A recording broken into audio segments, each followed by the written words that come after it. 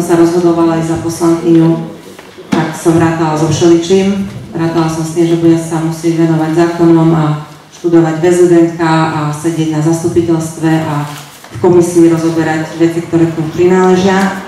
Ale nerátala som s tým, že budem musieť počúvať dlhé monológy demagogické, ktoré prekrúcajú pravdu, že budem musieť do 12. v noci vďaka tomu tam sedieť.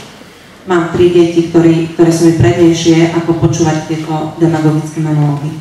Plus som nerátala s tým, že poslanci budú prenasledovaní za to, že nie sú s primátorom, ale sú proti nemu.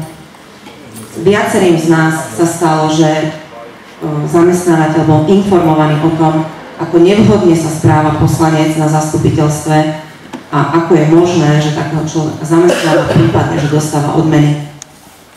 Hovorím to naozaj z konkrétnej skúsenosti. A ospravedlňujem sa všetkým, ktorých uráža moje vystupovanie na zastupiteľstve.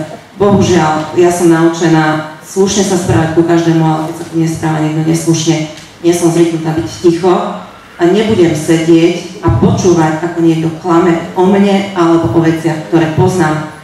A pán primátor sa v tomto veľmi dobre vyzná, je skutočne skvelý rétorik, cvičil si to dlhé roky, na to na ňo skutočne nemám a ani nechcem mať. Ďakujem.